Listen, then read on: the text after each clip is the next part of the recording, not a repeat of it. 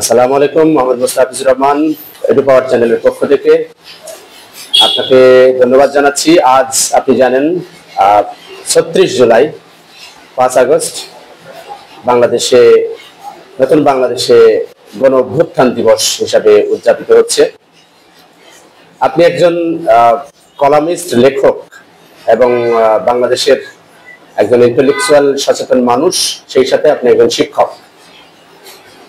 এই ৫ই আগস্টের আজকে যে সারা বাংলাদেশে বিভিন্ন প্রতিষ্ঠানগুলোতে উদযাপিত হচ্ছে, জাতীয়ভাবে উদযাপিত হচ্ছে, এ ব্যাপারে আপনার অনুভূতি কি?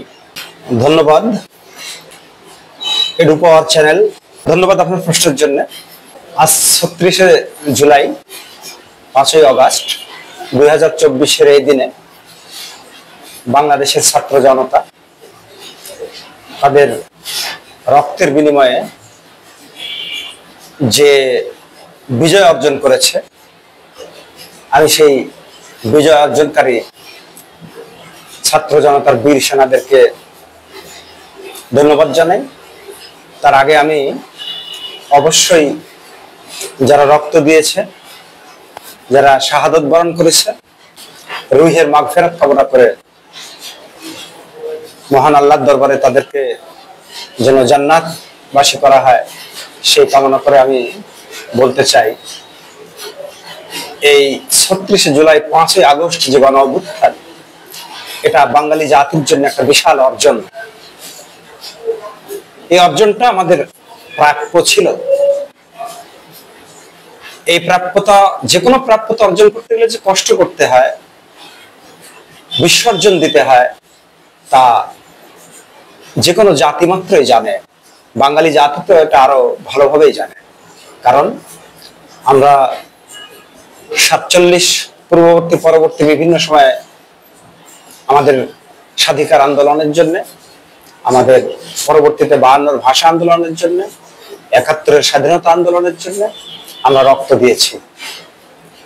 কিন্তু আমরা বাঙালি জাতি যতবার রক্ত দিয়েছে, বাঙালি জাতির রক্তের উপরে পা দিয়ে ততবার বিভিন্ন উপায়ে, বিভিন্ন ছলে বলে কৌশলে গণতন্ত্রের আড়ালে ফ্যাসিস্ট চক্র বারবার চেপে বসেছে জাতির ঘাড়ে।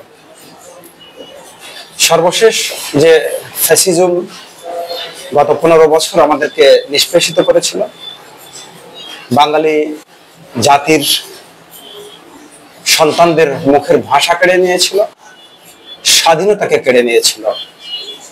সেই স্বাধীনতা থেকে আজকের সন্তানরা যারা ৫ই আগস্টে স্বাধীনতা আন্দোলনের পরবর্তী আরো একটা বড় রক্তক্ষয়ী আন্দোলনের মধ্যে দিয়ে ফ্যাসিস্ট শেখ হাসিনা সহ তার দর্শকদেরকে বিতাড়িত করে। এজন্য আজকের দিনের আমার অনুভূতি অত্যন্ত, আমি যদিও খুশি কিন্তু ভীষণ আবেগপ্রবণ। আমার হৃদয়টা খুবই দুমড়ে মুচড়ে যাচ্ছে, কারণ আমি একজন সিনিয়র সিটিজেন হিসাবে আমি ছিলাম একজন কলম যোদ্ধা।